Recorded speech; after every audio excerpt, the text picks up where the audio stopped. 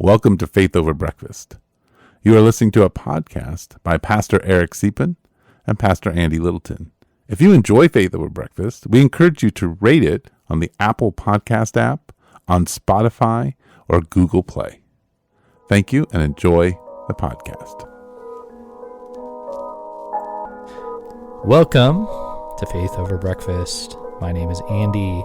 I'm a pastor at Mission Church, and I'm sitting with... Are you also an elder? I am an elder, Eric. Thanks for bringing that up. Yeah. Is that what we're talking about? Because you're Eric from the Village. Yes. In Tucson, Arizona. And are you an elder? Yes, I am. Two elderly people. Podcasters. Yeah, we'll 9 years, as we like to say. 9 years. It's kind of the elder of podcasts. It is an elder of podcasts. So we talked about elders, pastors, leadership, but especially the idea of what are elders and what people might think they are, and some elements of how we understand them. And I suspect if you listen, you'd get some insight, but also you might discover you want to think more about that. Right. And really also you'll find out how eldering and baseball are connected. I had to. And really, I guess we kind of went down towards pastoring. But yeah, that too. Yeah. That too. But shout out to Dan, right? That was Dan? who sent us a cool, very encouraging note. And thanks, Dan. You don't know how much that made my day yesterday when I read it. So and made my day so good just a little bit ago when it was on his computer screen. Yeah. So thanks, Dan. Yeah, that really. Awesome. So if you just want to be like, I want to make Eric's day, send us a message. There you go. And eventually it will make Andy's. Yeah, eventually it will get to me. All right, guys, enjoy. Enjoy. There you go.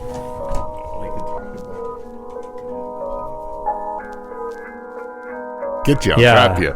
Yeah. Woohoo. We've discovered our topic, folks. Oh, my goodness. It's welcome. So the... Okay, we're good. Elders. You were just talking about a discussion about your wife who's not an elder at the Village, and someone saying, she really is, truthfully. And then I was thinking about the various and widely varied viewpoint that people have on this idea of elders. Right. You had talked about how pastoring and being an elder are different in your mind. They are in mine too. And though in different church structures, sometimes that doesn't come through. And then now I'm thinking about there are some people in our community where I think if they were having something hard going on, would want the elders to know and to show up. There are others who wouldn't even think of that. It doesn't even cross their mind that the elders would know or pray, and that would even matter. Right. Okay. So people have all of these different thoughts on elders, and I would assume there's some people out there listening that's like, isn't that just a Mormon thing? Elder so-and-so who's 21 walking around. So let's talk about that. Cool. I'm actually just pulling up, so if I have to, I can read our exact statement about such things. Oh, good. Just so we can. Oh, boy, the statement. I thought the Village didn't do statements on things. Oh, you should check our website. I know you do. We have lots of statements. I know you do. But I hear Rod, who, as a retired he'll talk about making statements. And I know what he means, but I've also razzed him a little bit where I'm like, you guys have all kinds of statements. They're just not the statements everybody else makes. They're different types of statements. Right. Yeah. We've got statements everywhere.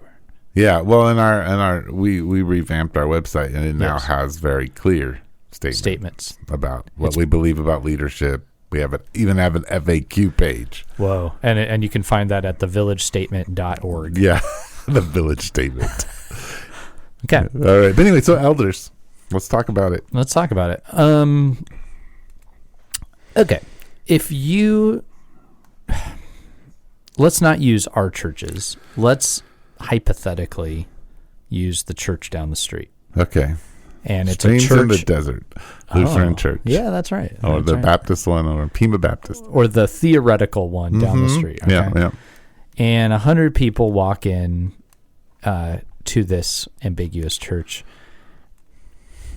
Name for me the variety of thoughts that the people have in your imagination on what elders are and what they do and why they matter. So I would say the general, I'm going to give it a random percentage. 70% of the people walking through the door think the elders are just some kind of advisory board. An advisory board to the pastors. Yep. And it more is kind of like a corporate, like you got to have a board, you got to have some accountability, make general businessy type decisions. Yep. But the pastor is the main person, and our persons. And I think that probably comes from our Baptist heritage as a country. Yeah. I mean, even just our nation's politics feel like that. Yeah. Yep. Which, interestingly, I think our nation's politics took cues from the way that post-Reformation churches were thinking about their structures. Yes. Actually, which is interesting. Yeah. Okay, so 70%. Then there's another 30. Well, I think the other 30 is more familiar with Scripture and maybe more familiar with some form of polity that's different because maybe they went to a mid-level or high church. So maybe they went to a Presbyterian church where the elders are a little bit more prominent. The pastor is supposedly an elder himself. He's an elder among elders, those kinds of things. So they have. You just said a word, polity, and I'm wondering, is that a brand of air freshener? What is that? Well, usually what certain churches spray this freshener into their building, and then they get a set of elders out of it. It's the way they govern the church. Yes. Yeah, it's a structure for governing the church. Yeah. Also an air spray. Polity.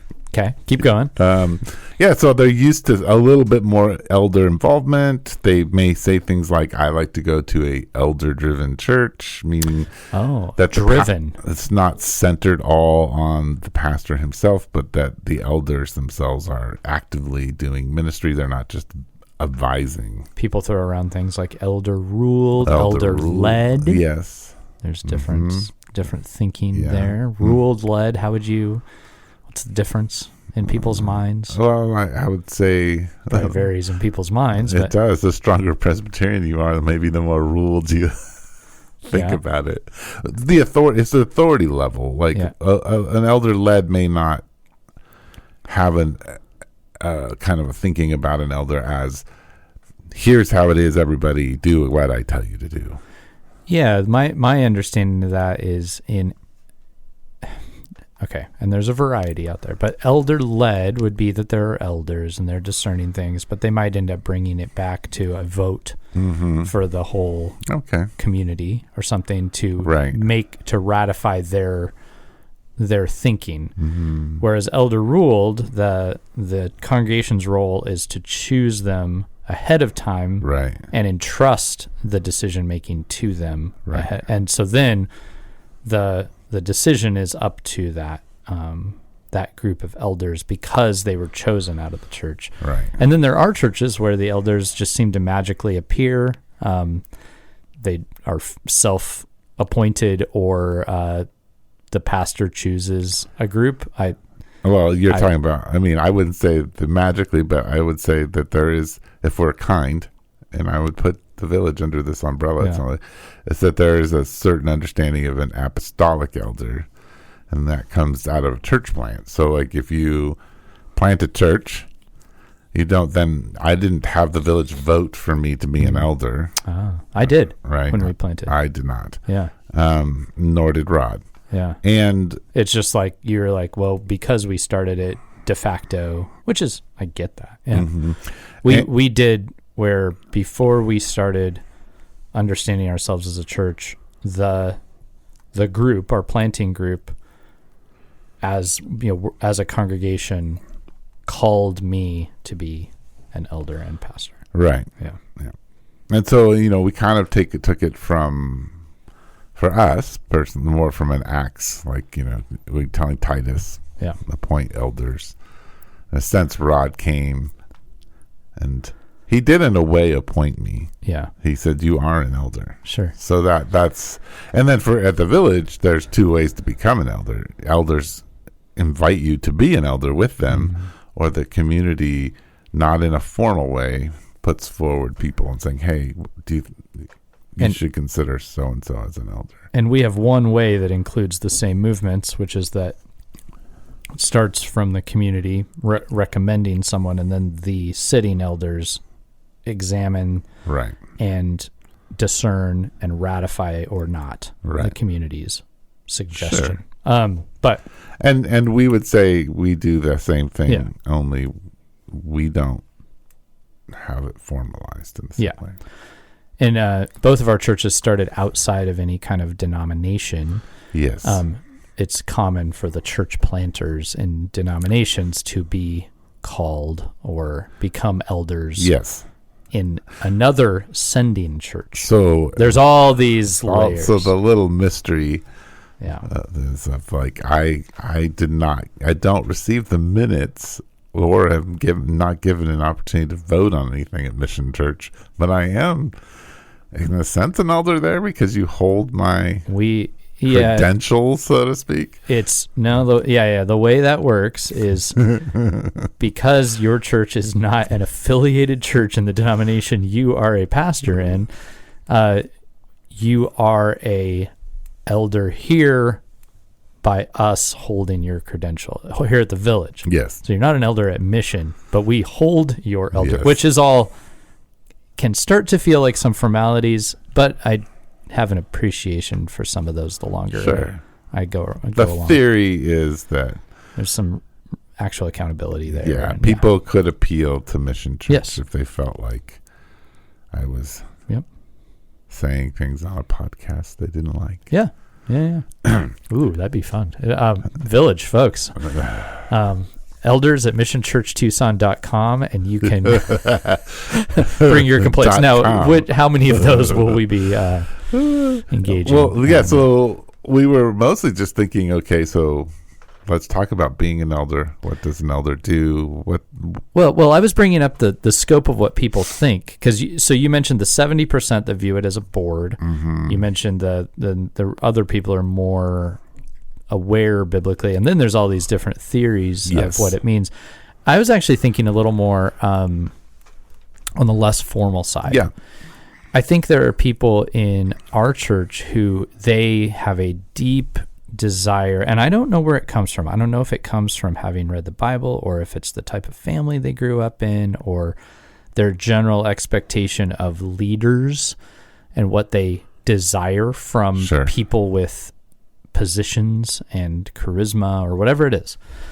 But there are some in our community who I think would say they want more from elders. They want to hear from elders more. And then I would go as far as to say, as pastor, I tend to be, that would be the favorite one. Like if Andy pastor elder guy, that would be the best if I got time with more pastor elder. Time with or prayer over from, and so some people, and I'm not even that sounded a little bit negative, but it's not. I think there is something to that. Our elders do indeed. Each elder at our church has a list of members of our church that we commit to be more attentive to praying for, especially. And if something comes up in one of their lives, if they're on our list, we'll be the one that's going to follow up and take the lead on that. Not that we'd be the only one, but and we are responsible to bring things that we think are going on in their lives to pray. So we've had some tragic stuff in our church in the last couple of weeks, and we just had an elders meeting. And we actually, at the beginning of the elders meeting, I said we are going to go prayer heavy today. We're gonna, and we always pray a decent amount. But it is like, that's the big, our agenda is going to be quick. The decisions we make are simple today, and we're going to pray harder and more and we're going to talk about, my theory on prayer is that when you talk about what is going to be prayed for, that you're already praying. that God is with you. So when we as elders, when I say this is going on in so-and-so's life and it's painful, they're scared, then we don't have to then close our eyes and say that again, that God was there. And so that we can then just say, oh, be with them, comfort them. So we spend a lot of time on that. So I'm not belittling that desire. I think that is a realistic one. And then there's others who I think for various reasons, like I said, maybe family story, maybe church background, maybe whatever, their various views of leaders, who generally don't expect anything. I think they don't think like an elder should call me, I don't think that even crosses some people's minds. Right. It'd be like a friend in the church maybe, but not generally, and maybe that's more your board. People who think it's a board are just they expect more from the pastor himself. The pastor himself. Or the pastoral staff. Yeah, but there's even a range on that. I think in our church, there's some people that have a higher expectation of the pastor and others who just see you as kind of a facilitator of the time and don't have as much of an expectation. Well, it's funny because, so I don't want to talk too much about the conversation I had yesterday, so I had that conversation that I told you off air, and then earlier at our barbecue, I had another conversation with somebody who's younger. So this is who's like, so what do you do? And he's been at church for a very long time. I've heard this many times. Right. Yeah. And I said, well, I'm a pastor of the village. And he said, well, what do you do for a job? Yeah. And I was like, no, I actually get paid for this. He's like, really? You get paid for this? All you do is 2 hours a week? I was like, yeah. So what do you do? So I had to like kind of lay out everything that I do for my job. And I thought, oh, that's interesting. I've heard that from a few people in the church, a lot of people out of the church, where it's like your public time is you just get up and talk. And even the idea of like preparing for that doesn't, and I'm not saying these are silly people. It feels to them like you have a 2 hour a week long job. That's it. Yeah. And I get it. I mean, I'm sure I could, somebody who, if I only knew they did TED Talks, right? That's all I knew that they did. I might say, so I know you do the TED Talks. What else do you do? It's the same. It's the same. Yeah. No, it's very similar. But I think it's just mostly just touching on like, hey, people have different understandings of what an elder is, let alone a pastor. Yeah. Right. Let's come back to maybe some of our understandings of an elder, but I'm having an analogy, and I was really trying to get the baseball season into this podcast before we started, and this is my way to do it, Eric. I like it. So I hung around at the spring training field for an hour or so yesterday after we went to class. So by the way, what does a pastor do? Yeah, it goes to he goes to spring training after he gets out of 4 hours of theology. Yes, which is what I did. just And then I went on a Zoom call about denominational leadership strategies. You don't have to justify your time. I know. Yes, I do. No, it's funny. Actually, the class we took had to do with vocation and rest, and the leader of it was talking about how God reflected after each day of creation, and he said and it is good, and seems to sit back and he just said in our culture the idea of the pause between work and the sit back and look feels lazy in many quarters. Right. Not in all. But it was as we were driving over to the baseball field, I was like, this is my pause moment. I've been in hours of thinking. It's nice to go watch some guys throw a ball around for an hour and a half, and then I'll get back to it. But I felt guilt. I felt guilt for that. Wow. That if people knew that I went and watched the ball get thrown around. Now, there's secret ways that if I had gone and watched a TV show on Netflix, which I know pastors do, nobody would have known. But I deal with guilt, which is interesting. That's a whole nother thing. So you were going to give us an example. Yes. Of fans. So I was there with It's pre-spring training, so at this point, you're starting to get fans who can come and watch them do their drills and warm-ups. So there's probably about 50 fans. Okay. There will be thousands in a week and a half. Right now, like 50. But you get this really distinct sense of the difference.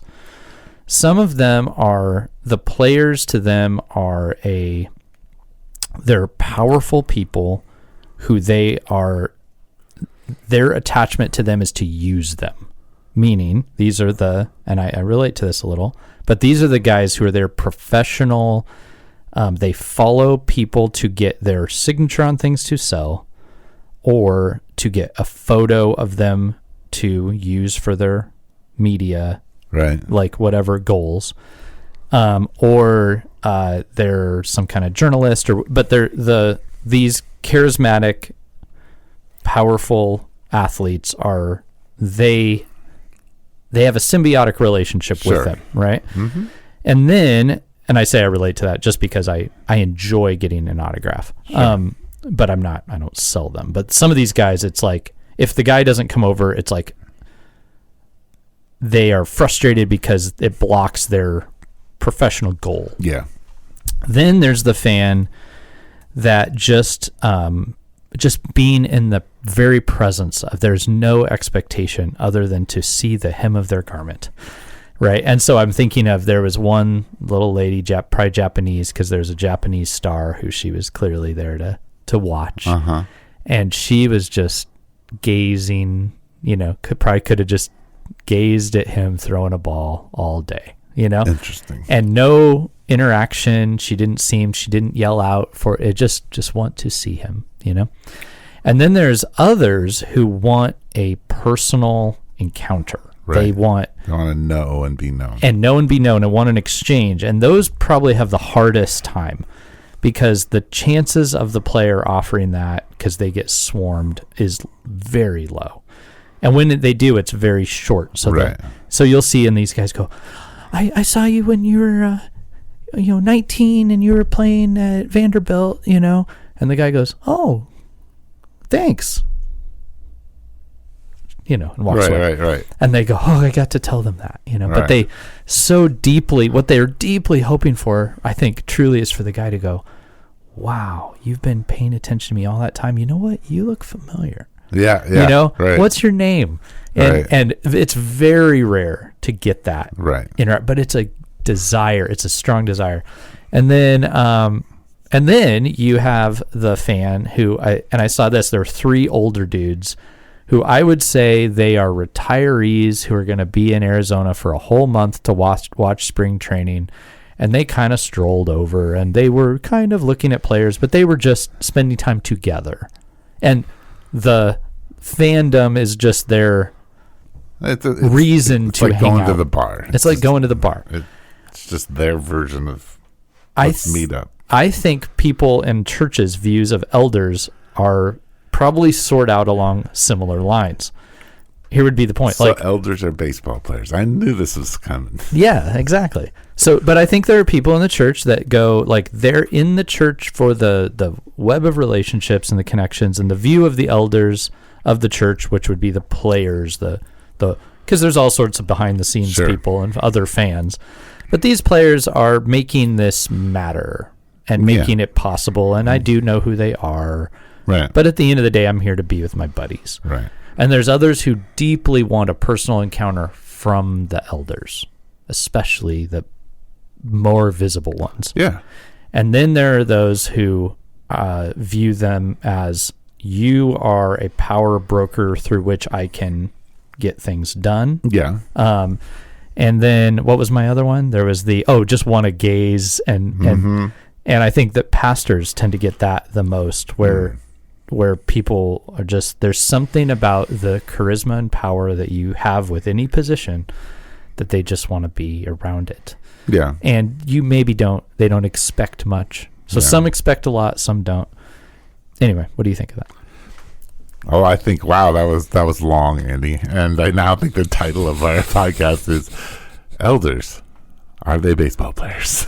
Well, I guess what I'm saying is, in our society, we respond to these... to leadership this way. Yeah, to leadership this way. And being a pastor, no matter if it's a front of 10 to 1,000, has some element of performance built into it. Yeah. And I recognize it's interesting. I dabble in the baseball fandom compared to some people, and I go all in compared to some people. But I see the parallels because I'll watch, I think I feel this on a micro level at our church where the people here, it's hard. I could see some of the players like gauging almost like, are you going to require a lot of me? Sure. If I go over there, am I going to get, like some of them, they'll come over and engage fans for a little bit. Some of them you could tell they're like, I don't even want to open the door because it's going to be, sure. And I feel that sometimes. Sure. Yeah. Yeah. Well, I think some of it makes, so we've kind of veered off into a different conversation, but we can veer back. But I think it does why many pastors have, including myself, imposter syndrome. Like, why am I here? Because there's this element of performance, and you get something from all of those categories that you gave. It's not just that they're taking, they're giving. Yeah. Same with the baseball players. Like, if there aren't fans, you aren't this is why you do it. Yeah. But it becomes more complicated because you're supposed to be leading people towards Jesus. That layer building of the kingdom of God. You're invited to serve them, where the baseball players are not invited in the same way to serve. They're invited to perform. The religious level, the pointing them to Jesus, I think is the most complicated part, because that is, everyone would agree to that, unlike baseball. Right. But on the practical level, it feels like and I'm not even disagreeing with this, you're stewarding, like Jesus is at work in and through you, so the hope is still attached to you. Yeah. And I think some elders experience that, pastors especially. Sure.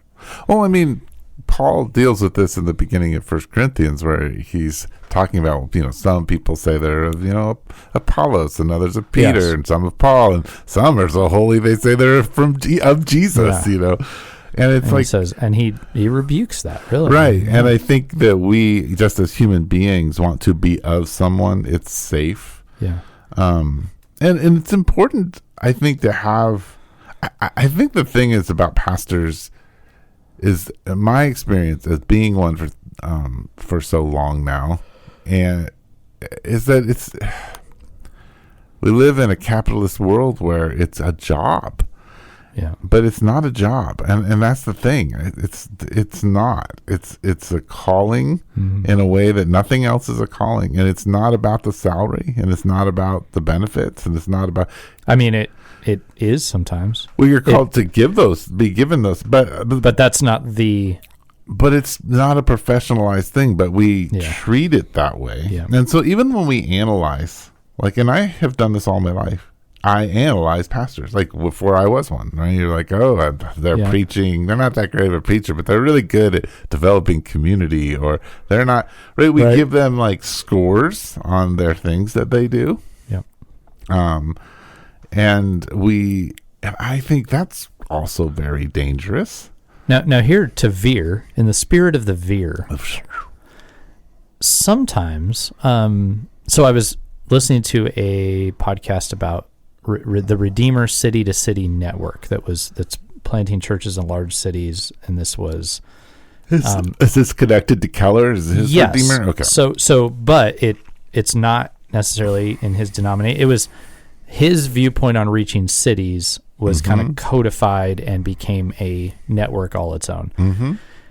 When I was listening to that, it dawned on me that there were a couple of key people whose one was Catherine Leary Alsdorf, whose name I had heard, but I don't know much about her. And then there's another guy who I can't remember his name, but it was like they took Keller's thinking and made it work. And I'm sure that's true of the church Redeemer too. Sure. And I've heard that. And I think many times when people look at the pastor and what they do, sometimes what they don't realize is the elders and co-leaders without whom this would not occur. Right. And so there is in a way, the Bible talks about giving double honor to elders. Yes. And often that does get missed because you see the Apostle Paul's, right? But you don't see the people who do the work and pave the way and codify the information. And, right. That I think is oftentimes elders, good elders, faithful ones who are doing the work, even if it's just prayer, right. regular prayer, where unfortunately, and I think maybe that's on us to talk about that more and say, you don't realize this isn't me. Right. Well, I mean, you think about, like, Paul doesn't arrive in Rome with his letter.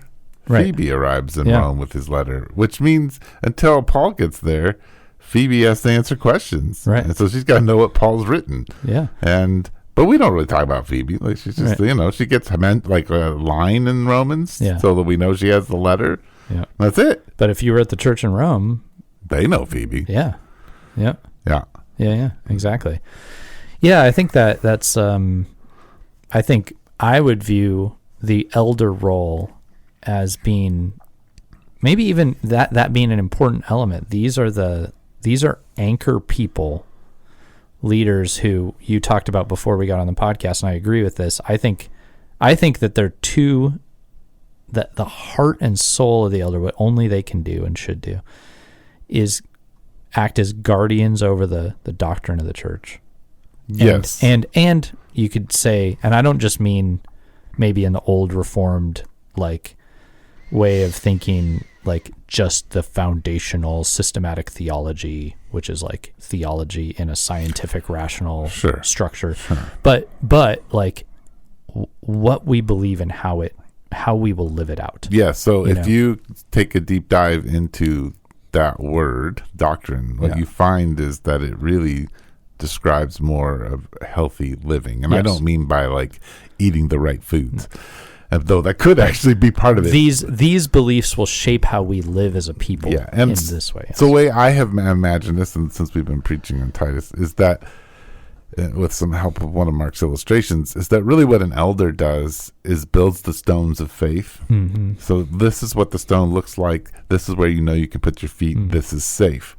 But then there's a pipeline of older people, and I would argue that all of us are older people because there's always someone younger, but this pipeline of older to the younger who now says, look, we've had these stones of faith explained to us, now take my hand and I will help you get your foot on this one and on this one and on this one, and we're going to kind of follow through towards Jesus. And what I hear you saying, and I would agree with, is that is a whole community project, right? And I think what one of the big hermeneutical mistakes that I think is made by across the board is that we don't read Paul's letters in particular as family letters. Like that he has this concept of body and family running through everything. It's almost like everything's in the plural as we read them as personal letters. Yes, but he understands the church as a family, that there are mothers and fathers and sons and daughters and they're all engaging each other, even if they're not. Like it seems like he takes very seriously, though he never quotes it, Jesus's kind of sense of who's my mother, who's my brother. Well, these are my mother. Like you look around at your community, and that's a mom, and that's a mom, and they're gonna mom me, and I'm gonna father this person even though they're not my child. Like, and maybe they're older than me. Yeah, exactly. Yeah. And so I think that's that family sense of things is important in how we understand elders. Yeah. Now here's a thought on elders. I actually have come after 25 years to believe that really it's very difficult to be an elder if you are not being paid in some way, or you find yourself with a lot of little children. Sure. Because if you kind of take a reading of what elder is in the text, it's going to require more time. you know.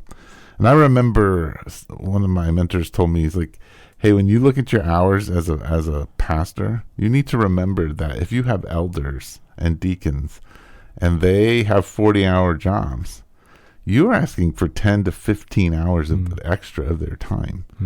So you can't just go work 40 hours and say, oh, I didn't know. You the reason you would work 55 hours is that they're working 55 hours. And deacon, if this isn't as familiar to you as the servants of the church, that's the word. And churches interpret that very differently. At our church, we have one core task, which is assembling circles of care around our most vulnerable people for deacons. But in a lot of churches, deacons do things like manage the budget, take care of the property. That's not how we structure it. Yeah, we would be more that deacons have skills and gifts, and they serve as a deacon in their gifting. So, which I have made an argument in my own mind. I was looking at, in the book of Acts, the deacons are set up for one core needed task. But I could see an argument and have thought of it of like, I think a lot of people who take on a mantle of serving in the church in some role could be given that honor of that title. Yeah. And So so servant, minister, deacon, that word could be table waiter, and it's a good way of thinking about it. And an interesting thing, I've talked about this in our community, is it's evident elsewhere in the New Testament that every Christian is called to serve and be a servant to all. Right. So that word doesn't mean only those people serve. Yes. So that's when we say at the village, if you join the village, like sign the covenant, you are a minister or a servant. And then our deacons we call lead ministers or lead servants. But we have like 4 tables. So we have like a welcome table, the spiritual formation table, a care table, and a logistics table, I think, or what we call. I forget what it's called. But our deacons are serving and leading the church in those tables. Yep. And that's kind of how we can process that. But but anyway, it's time. There's a lot of time, and then part of what an elder is doing is bearing the burden of people's sin, bearing in a sense of, because they're walking people out of their sin, they're confronting sin. Also in crisis, they're comforting. That's the other, when I was going to say that other things only, it feels like in the scripture an elder could do. It seems like the moments of heaviest burden, when someone is laboring under their sin or the sin of another that's impacted them, or they need prayer because they're significantly sick or going through a time of deep pain, that's where the elders are called to not necessarily fix that, but to lead and pray. Yeah. And in times of what you could call in many circles church discipline, which I think that word is the same as disciple, but it would be in moments of serious need, right? Not the everyday discipling, but the discipling through things that could be because they've two people are in major conflict, and you're discipling through that. And that might include in the sad side of discipline where it could be like, hey, you cannot treat them this way and claim to follow Jesus. Right. Those are the hardest. Yeah, no, I agree. And so I think that bears that's the more serious the church takes eldership. So if it's just if all it is that you show up once a month for 2 hours and make votes on the budget. Yes. Which is that's not as often is as a stressful commitment as, oh no, I'm going to be responsible for 6 to 8 people. I'm going to care for them. Their spiritual journey is going to be my spiritual responsibility and helping them grow and walk through stuff. Well, that takes time. And then when you show up at church, now you're in ministry mode. You're looking for them. You're helping them, helping others. Be pointed towards Jesus. And small churches and church plants, this is especially complicated because it always is. Maybe there's parts of the small church where it's less complicated because people better. But the there's just the smaller pool and that burden lands on a smaller group. Yeah. I've come to this conclusion, and maybe it's just because I'm in this space. Yeah. But I think the hardest place to be relationally in the church is when you're at that 140 to 175 people wise, because everyone's still pretty interconnected with each other. You begin to have parts where you're like, I didn't know that they'd been here 3 years. Right. But you mostly still deeply connected to one another. And when you're deeply connected, you feel deeply responsible. Yeah. Which is good for everyone, but also challenging. Yeah. As a leader. And you have to start letting other people bear burden without you, but you know what they're doing. Whereas in the larger community, that's happening. You just don't know it. You don't have any idea. So you don't feel like, oh, should I have been there? Right. Yeah. So, I don't know. I enjoy the job of being an elder and a pastor.